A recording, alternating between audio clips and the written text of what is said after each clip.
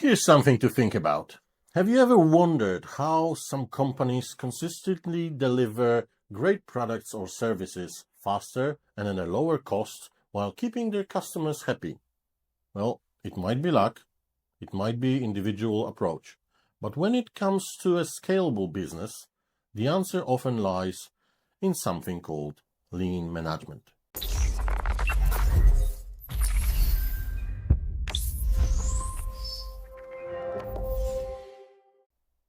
What is lean? Well, lean is a mindset, it's a philosophy, as some call it, followed by a set of some very strict principles that can transform any organization, whether you're making cars, answering customer calls, or baking delicious cakes. So what exactly is lean? I heard once that you should have a straight sentence, one sentence answer to any topic that you know anything about. So here's mine. Lean is based on identifying, naming, and eliminating waste from the process. So yes, at its core, lean is continuous improvement approach that focuses on providing value to the customer by reducing or eliminating waste in total from your system. Where does it come from? Well, actually, it comes from Toyota, and let's say the father of lean and the father of Toyota production system, Taiichi Ohno, had a great thing to say about it. What he said about their work was, all we are doing is looking at the timeline from the moment the customer gives us the order to the point when he gives us the cash.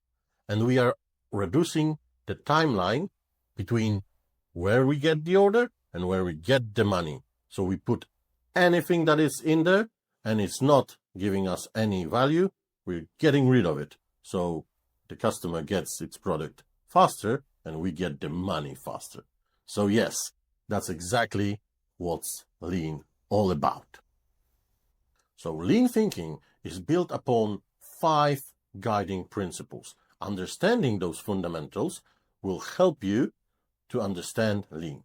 So the first principle of lean is value. But this means defining value from the customer perspective. What are they truly willing to pay for? It's not about cutting things to the bone, but about delivering what the customer actually wants. That means that anything, any activity, process step that a customer is not willing to pay for must be considered as waste. You may say, well, that's very strict. Yes, but if you go with that strict approach, you will have much better results in lean. So anything that customer is not willing to pay for, you are considering it as a waste, right? So, one example. You want to contact your company, I don't know, gas, electricity, anything, about your bill, and you're going through all of that website where you have to find the contact link buried under 3 layers of FAQs, a cryptic brain-dead 1999 chatbot. Well, the value is a direct communication with the company, not going through thousands of underpages and trying to convince a chatbot from 20 years ago that you actually want to talk about your bill, about your invoice. You only end up absolutely frustrated. So where's the value?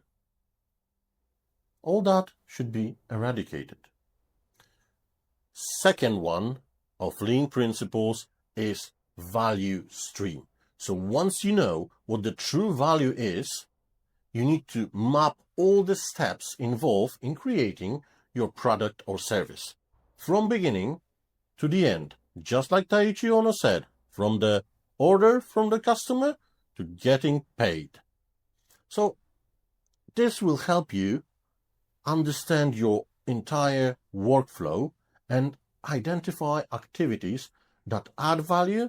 It also helps you understand your business and sometimes even start questioning your sanity. At least that was my case when I started working as a consultant. Why? Well, let me share a short story with you. When I was working for company that was involved in working with a lot of invoices that were coming from customers, and we were mapping the whole process. And in that process, we had one of critical documents that seems to disappear and reappear in different stages of the process. So it was printed, it was scanned, it was emailed, it was printed again, so on, so on. So I looked at the team of who we were mapping the process with, and I asked, okay, guys, why is it this way? Why it appears in so many places? Why this document is disappearing? It's reappearing. And what I heard, it was, well, that's how we always done it. And I gotta tell you, if I would get 1 cent for every time I heard, well, we're doing that because it was always the way we did it, I would have like $20, like that, something like that. So it took tracing the physical form to see why is it missing, why is it reappearing. And you know what happened? In one of the departments, their scanner was not cooperating with the company's SharePoint. So what they would do, they would take the document, go to a different department, scan it there, and then email it back to themselves, work in a system, print it again, and then send it out. You understand that? You cannot see something like that just by looking in the workflow. You can only see that when you work with people, when you map your process, when you make every step visible on a process map. Let's see ChatGPT do that, huh? Third Lean principle, creating flow. The goal here is to establish a seamless process without interruptions or reworks. You want a continuous movement of products, services, and information. This often involves moving away from large batches to a single piece flow, or at least reducing the batch sizes as much as possible.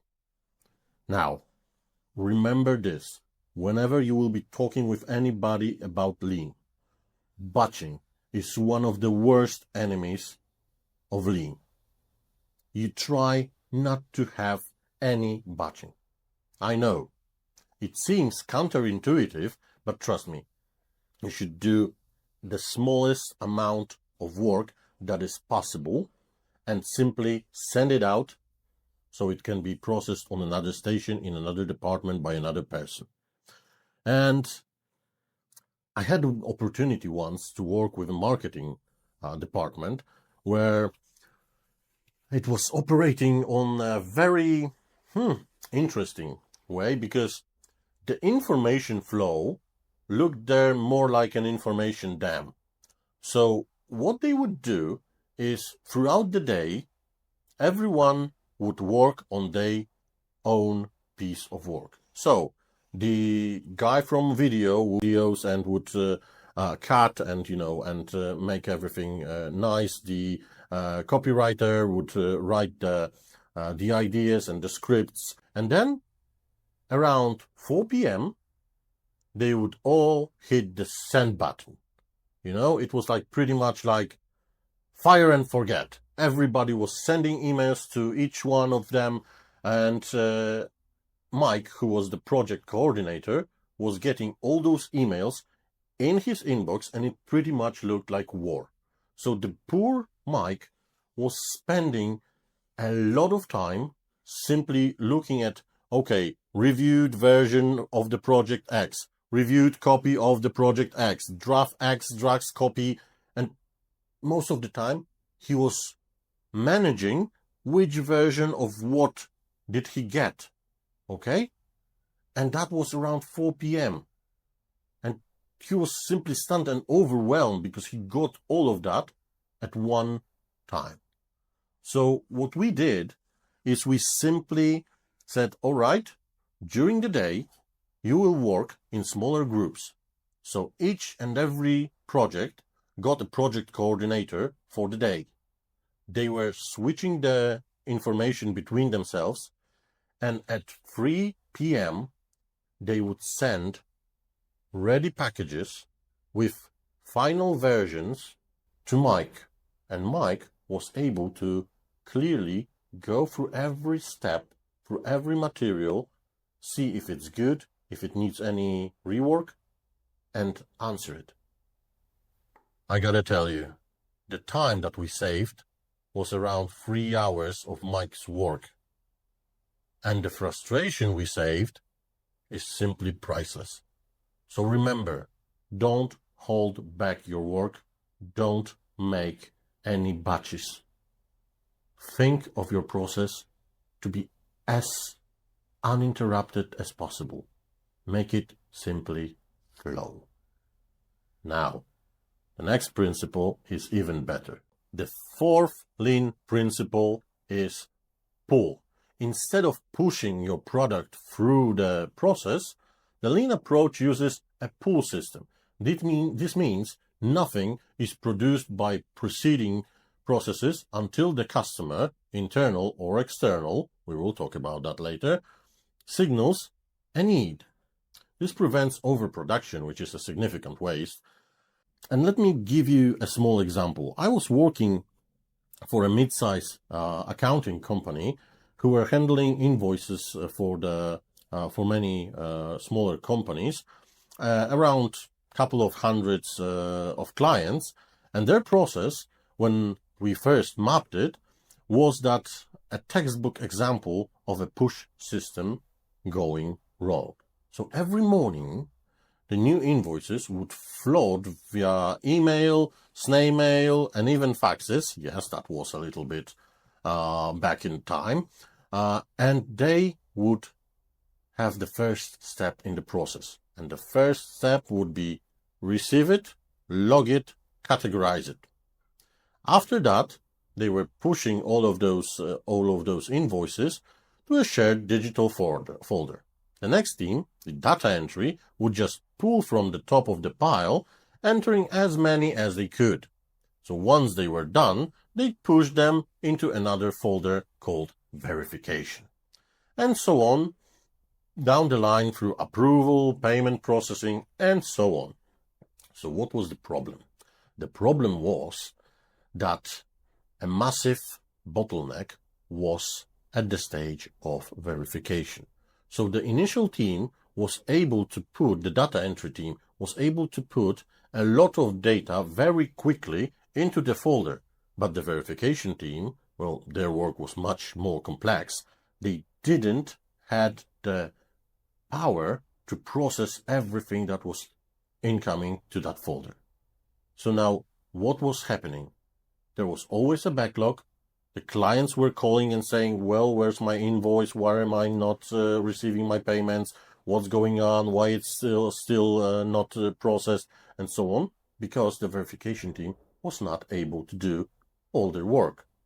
So what we decided to do is we limited the amount of invoices that were able to be put in the verification folder. And then only when the verification was done and a file was taken, the team from the data entry would get the notification that they can actually put additional invoice into the verification team folder. So you might say, okay, but that way the data entry team would not have enough work and they would not work enough. Well, actually, that's not true, because what's happening is within 3 weeks, the verification team was working very smoothly. The satisfaction of employees was much higher because they were not working in constant backlog. And imagine what happened. The data entry team was entering the data at much higher quality.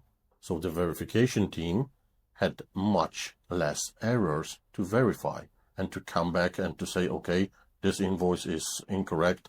Data team, please check it one more time. We reduced the payment time and the processing time of invoice, or the payment time in total by 30% by just simply creating this simple pull rule. Easy, right? But not as obvious. Now, let's go to my favorite fifth lean principle.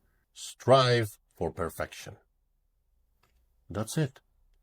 Anything you do, even if your process is perfect and you say nothing can be done, still look for small places where you could change something, where you could improve something. I was working once with a coffee manufacturing, where they would receive coffee, they would burn it, then they would grind it. You could buy the coffee beans in bags. You could buy the grinded coffee, coffee with special flavors and so on. They would pack it with vacuum, and everything was perfect. And they did enormous work from the beginning when we started the lean journey to the moment I came back in around 8 months. And I said, okay, so how is it going? And the guy says, well, I'm not satisfied. And I was saying, but everything works. They reduced the time by and work by 80%. So I was like, what else? And what he showed me was that on some of the bags, when they were vacuum closing it, there was some of the coffee powder under the seal. And he said, that should not be there. I'm like, okay, if it shouldn't be there, so, but it's just on some. And she said, yeah, maybe on some, but I wouldn't like that to be anywhere. So I said, okay, good luck with trying to fight that. And in 6 months, the guy is calling me and he said, okay, we figured it out. We have a new machine, and now the machine is faster and it's actually not doing any of those leftovers on the seal. And I said, how much did it cost? And the guy is like, well, it didn't. We just called the manufacturer and said, well, we're having a little bit of that coffee in every seal. And they said, okay, we know the problem. And they sent us the new machine and they took the old one. Do you get it? They were still looking for solutions. And that's how they made their process even better from that small part. So remember, always strive for perfection.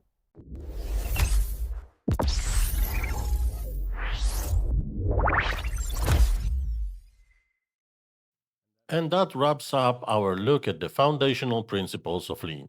Thanks for watching. If you found this video helpful, please give it a thumbs up and subscribe to our channel for more content like this. We'd also love to hear your thoughts, so leave a comment below and let us know what do you think. Join us in the second part of this video series, where we'll dive into lean waste, also known as MUDA.